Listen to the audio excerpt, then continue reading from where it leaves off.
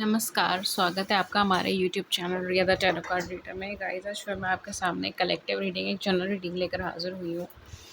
And आज का जो टॉपिक है वो बेसिकली ये है कि आपके पार्टनर का क्या है करंट फीलिंग, करंट इंटेंशन, आपको लेकर क्या चल रहा है इस समय पर, उनके दिल और दिमाग में आपको लेकर।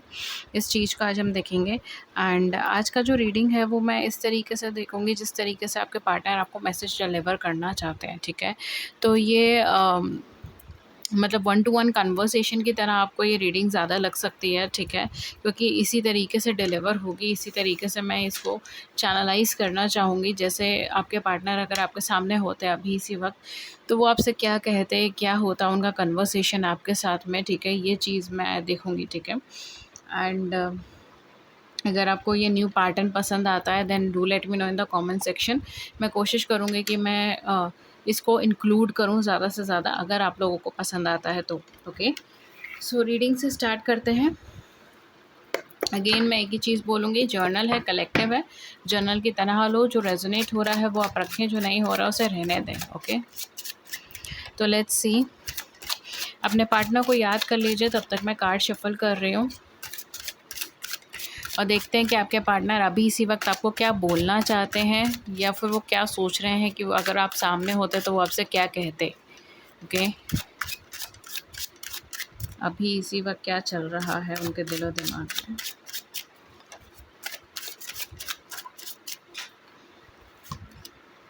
ओके, हमारे पास है जजमेंट का card,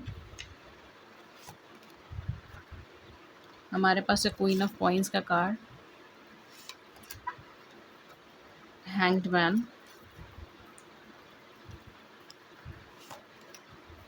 strength,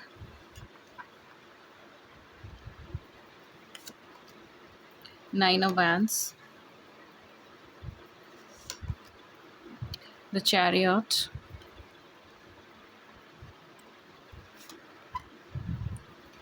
S of coins. Okay,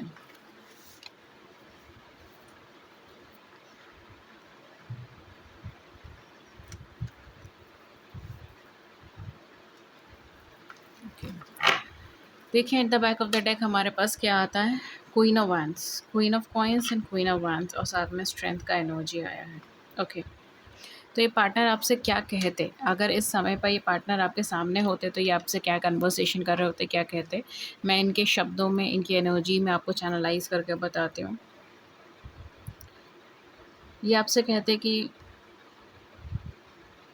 आप बहुत कॉन्फिडेंट हैं, आप बहुत सुंदर हैं। एंड अगर आपको कॉन्फिडेंस नहीं है खुद पर, तो आपको खुद पे कॉन्फिडेंस रखना चाहिए। ये अपनी लाइफ में बहुत सारे स्ट्रगल से निकले हैं, बहुत सारी परेशानियों से निकले हैं, लेकिन आपके अंदर एक स्पार्क ऑफ लाइट है, एक ऊर्जा है, और वो स्पार्क ऑफ लाइट कहीं ना कहीं इनको आपकी तरफ अट्रैक्ट करती है। इन्हें डर लगता है कि आपके बहुत सारे लोग होंगे जो आपके आसपास होंगे, जो आपकी ज़िंदगी में एक अहम भूमिका निभा रहे होंगे। बहुत सारे प्रपोजल्स होंगे जो शायद इस समय आपके सामने होंगे, आपके पास होंगे। और अगर आपके सामने अभी फ़िलहाल प्रपोज़ल नहीं है, तो ये आपसे कहना चाहते हैं कि आपके अंदर वो कैपेसिटी है, आपके अंदर वो एनर्जी है, आपके अंदर वो खूबियाँ हैं, वो खूबसूरती है जो दूसरों को अपनी तरफ आकर्षित करती है। और कहीं न कहीं इनको इस चीज़ का फ़ियर है, डर है कि आपकी ज़िंदगी में जो इनकी जगह है वो कोई और इंसान ना ले ले, वो किसी और को ना मिल जाए, कि आप कहीं दूसरों की, किसी और इंसान की खूबियाँ, उसकी अच्छाइयाँ देखकर आप इन्हें ना छोड़ दें। ये कहीं न कहीं घबरा रहे हैं, डर रहे हैं, ये कहीं न कहीं इंतज़ार कर रहे हैं। ये आपके बारे में सोचते हैं, आपके व्यू पॉइंट्स के बारे में सोचते हैं, आप क्या कहना चाहते हो, आपके लिए क्या इम्पोर्टेंट है, क्या नहीं है, किस तरीके से आप चीज़ों को डिलीवर करते हो, ये सारी चीज़ें ये पार्टनर आपके लगातार सोच रहे हैं। कहीं न कहीं कहना चाहते होंगे आपको कि आपने इनकी ज़िंदगी के अंदर एक मोड़ नया ऐड करा है, इनकी ज़िंदगी का डायरेक्शन बदला है। ये पहले इतना ज़्यादा ईज़ी एनर्जी में नहीं थे।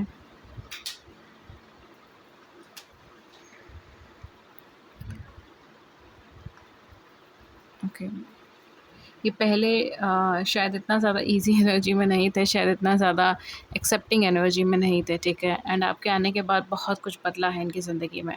मैं कोशिश ही कर रही हूँ कि मैं इनका एज़ इट इज़ इनके शब्दों को कोट कर सकूँ, ओके?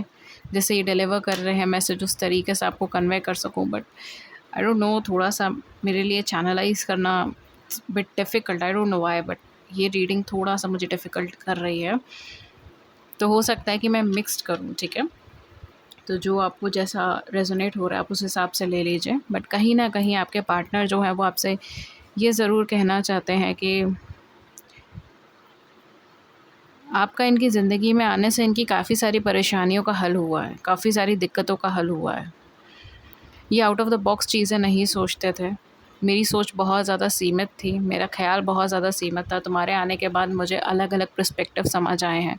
मैं समझा हूँ कि कोई चीज़ अगर मुझसे अलग है तो वो गलत नहीं है। मैं अपनी लाइफ़ में एक नया चांस लेने के लिए तैयार हो रहा हूँ। मैं चीज़ों को बदलने के लिए तैयार हो रहा हूँ, मैं शिफ्ट होने के लिए तैयार हो रहा हूँ। मैं तुम्हारे लिए लड़ने के लिए तैयार हो रहा हूँ। कहीं न कहीं मैंने इस कनेक्शन को ऊपर वाले के ऊपर छोड़ दिया है, क्योंकि मैं चाहे जितना मर्ज़ी एफ़र्ट कर लूँ, मुझे इस कनेक्शन में कोई भी आउटकम नहीं दिखाई दे रहा। मुझे नहीं समझ आ रहा कि कनेक्शन में कैसे आगे बढ़ाऊँ, कैसे इसको किनारे पे लगाऊँ। मैं घबरा जाता हूँ, जब मुझे इस चीज़ का एहसास होता है कि तुम शायद एक नई शुरुआत कर लोगी मेरे बिना, पर तुम्हें भी तो जीने का हक़ है।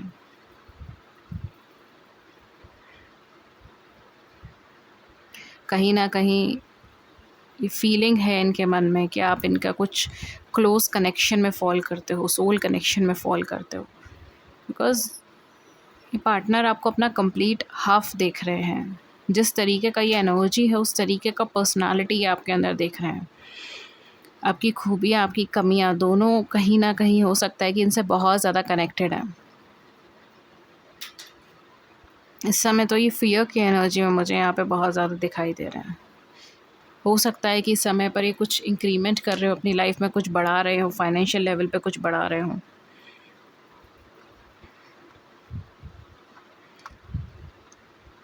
मैं तुम्हारे सामने कोई सॉलिड प्रपोज़ल लेकर आना चाहता हूँ। कुछ ऐसा जिसके बाद मैं इस रिश्ते को एक आउटकम पे ले जाऊँ। इस रिश्ते की एक नई शुरुआत कर सकूँ। पहले ही हमने बहुत उथल-पुथल झेली है, बहुत परेशानियाँ झेली हैं। मैं बिल्कुल थक चुका हूँ। कोशिश करके थक चुका हूँ, लड़ के थक चुका हूँ। हर तरीके से थक चुका हूँ, तुमसे भागकर थक चुका हूँ। कोई भी चीज़ यहाँ काम ही नहीं करती। ऐसा लगता है जैसे घूम फिर के किस्मत फिर तुम्हारे सामने खड़ा कर देती है। हर बात तुम्हारी याद आती है, हर चीज़ तुमसे कनेक्ट हो जाती है। बहुत अजीब लगता है ये। तुम मुझसे दूर होकर भी मेरे आस-पास सी हो।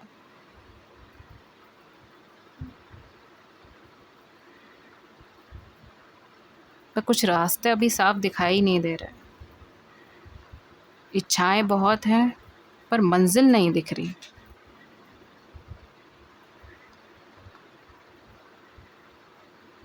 तुमसे डर के भागा भी हूँ, तुम्हें छोड़ के भागा भी हूँ।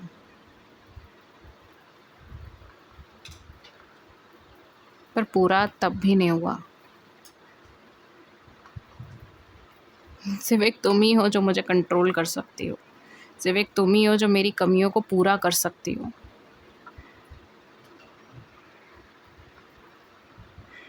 जो मुझे एक माँ की तरह प्यार करके, सहला कर समझा सकती हो, और एक पिता की तरह सही वक़्त पर सही डायरेक्शन भी दिखा सकती हो। कंप्लीट पैकेज हो मेरे लिए।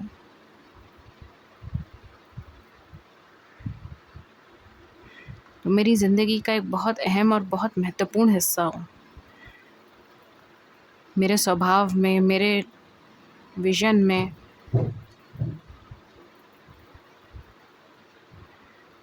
मेरी सहनशीलता में बहुत परिवर्तन आया तुम्हारे आने के बाद। मेरा विश्वास अटूट हुआ है। बहुत सारी चीज़ों की जानकारी इकट्ठा करी है मैंने, जिन्हें शायद मैं पहले बेतुकी समझता था। खुद को जानने की कोशिश करी है, बाहर के शोर से हटकर अपने मन में भीतर झाँकने की कोशिश करी है। तुम हँसोगी, शायद मानोगी नहीं, बट ये प्रेरणा तुमसे मिली है।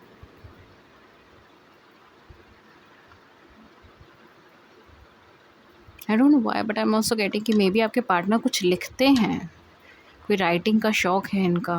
मे बी डायरी राइटिंग हो सकता है, पोएम हो सकती है, कहानियाँ हो सकती हैं, कुछ कल्पनाओं से जुड़ा हुआ यहाँ पे मुझे लग रहा है। बिकॉज़ हो सकता है पार्टनर बहुत ज़्यादा आपको अपनी कल्पनाओं में देखते हैं। बहुत इनकी जो कल्पनाएँ हैं ना, बहुत सुंदर हो सकती हैं आपसे जुड़ी हुई।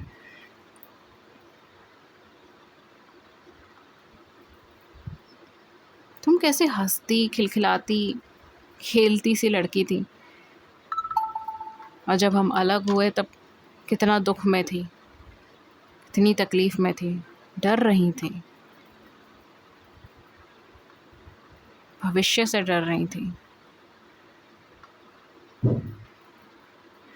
तुम्हें इस हालत में छोड़ना भी सही नहीं था।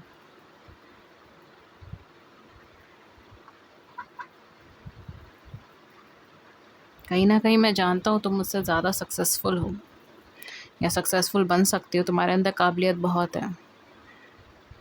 शायद हम दोनों में बहुत अंतर है, पैसों का,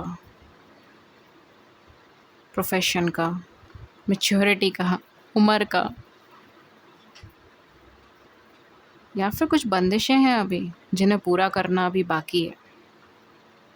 पर जो भी है, तुम्हारी तरफ आगे बढ़ने से तो मुझे कोई नहीं रोक सकता।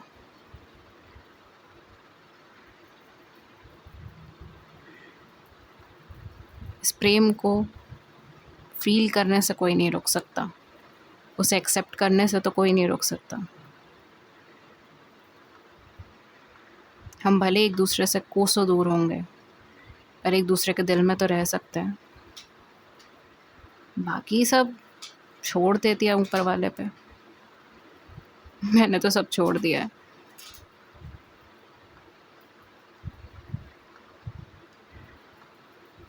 बस अब तुमसे इंस्पायर होकर आगे बढ़ रहा हूँ। शायद तुम्हारी तरह बनने की कोशिश कर रहा हूँ।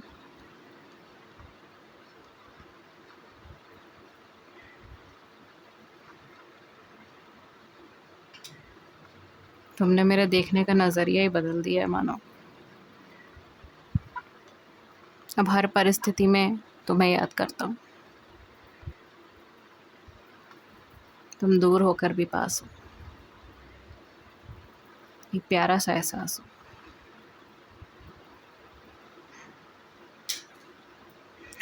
Okay guys, so I tried, and मुझे नहीं पता कि कितना अच्छे से मैं चैनलाइज़ कर पाई हूँ, नहीं, आई डोंट नो, बिकॉज़ थोड़ा सा it's little bit new for me. Okay, so yeah, hopefully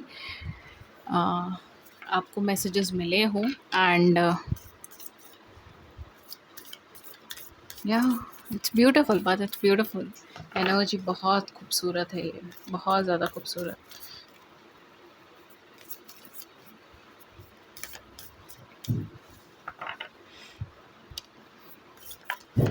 मुझे यहाँ पे ना एक मतलब मूवी कह लीजिए, सीन कह लीजिए, आई डोंट नो, बट जब वी मेट का जो एक कोर कॉन्सेप्ट है ना, वो मुझे बहुत ज़्यादा क्लिक हुआ इस रीडिंग के टाइम पर, ठीक है। एंड शायद वो चीज़ मैंने आपको रीडिंग के चैनलाइजिंग के टाइम पर भी बताई थी, जब मैंने ये पूरा कन्वर्सेशन आपको बोला, उस टाइम पर भी मैंने आपको शायद ये चीज़ बोली है। कहीं न कहीं वो एक आप कभी भी वो मूवी देखेंगे ना, उसमें एक बहुत ही कोर एलिमेंट है कि जब वो मतलब Shahid Kapoor, I think so, जब वो अलग होते हैं, ठीक है, करीना कपूर खान से जब वो अलग होते हैं, तो कहीं न कहीं वो मतलब वो ये चीज़ बहुत ज़्यादा सोचते हैं कि अगर इस सिचुएशन में वो पर्टिकुलर पर्सन होता तो वो किस तरीके से रिएक्ट करता।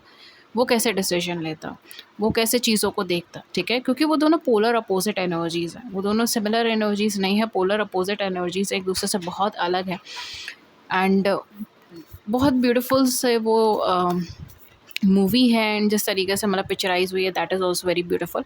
लेकिन कहीं न कहीं उसका जो एक एलिमेंट यहाँ पर है ना कि वो अपना पर्सपेक्टिव छोड़कर शाहिद कपूर, जो उसमें मुझे नाम याद नहीं है कि एग्ज़ैक्टली उनका क्या कैरेक्टर का क्या नाम था, बट वो अपना पर्सपेक्टिव को छोड़कर वो गीत के पर्सपेक्टिव को फ़ॉलो कर रहे हैं, ठीक है?